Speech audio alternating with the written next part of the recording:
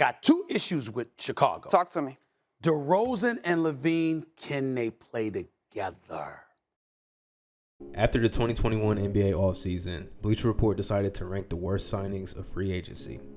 As you all might have seen by now, number one on that list was the signing of DeMar DeRozan to the Chicago Bulls. In another BR article written by Greg Schwartz, he had this to say about the move. The DeRozan sign and trade, however, feels odd. With Zach LaVine, Ball, Kobe White, and Nikola Vucevic all needing their touches, adding a ball-dominant, non-3-point shooting wing just doesn't fit. Chicago overpaid both in contract and assets surrendered for DeRozan, player it'll almost certainly try to trade before his contract is up. Now, in this industry of covering sports, you are bound to have some cold takes. Happens to the best of us. But the thought of DeMar DeRozan being the worst signing of the offseason is just laughable, especially after the kind of season he and the Bulls are having right now. DeMar DeRozan is a legit MVP candidate as we approach the second half of the season. I would go even as far to say that he's potentially in the top 3 of the race, which is loaded at the top with Giannis, Joel Embiid, Nikola Jokic, just to name a few. At the age of 32, DeMar is having the best season of his career.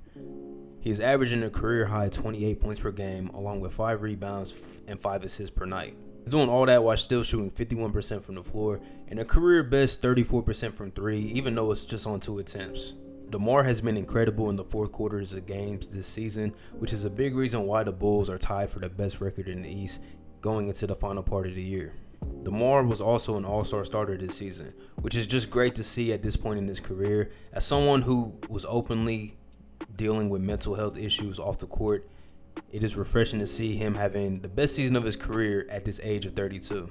It's also great to see just how much his game has developed since his Toronto days. Back then, the consensus opinion on DeRozan was that he was just slightly a little bit overrated in a way. Very good scorer, but didn't really bring much else to the table, was an under-average playmaker, was never really a defender, and he always seemed to fizzle out in the playoffs.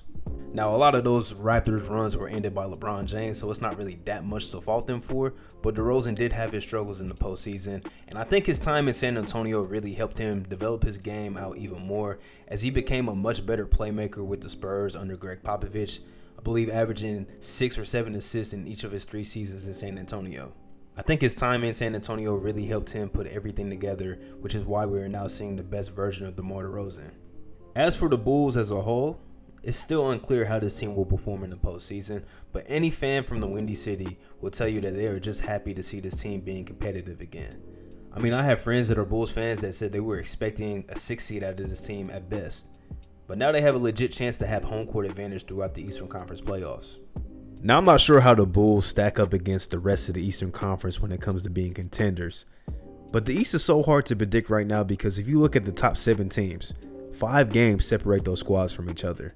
Now, I know there's a lot of playoff questions when it comes to the Bulls because they're not an elite defensive team. Spacing could be an issue in a postseason situation. And guys like DeRozan have struggled in postseason appearances. Vucevic doesn't have much experience. Ball and Levine have no experience at all. It's tough to say if this team is going to be super successful in the postseason.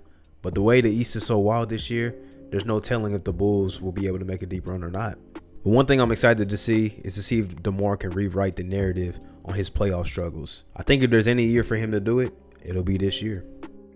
Now, for a team that had a polarizing offseason to deal with all the questions of fit, health and safety protocols, and a ton of injuries to some of their top players, the Bulls have a chance to make their best playoff run since the Derrick Rose days. While a lot of the credit goes to Zach LaVine, Lonzo Ball, and others, the major shift in this team has been because of DeMar DeRozan. Not bad for the worst signing of the offseason. Don't forget to leave a like and subscribe, and I'll catch y'all next time. Peace.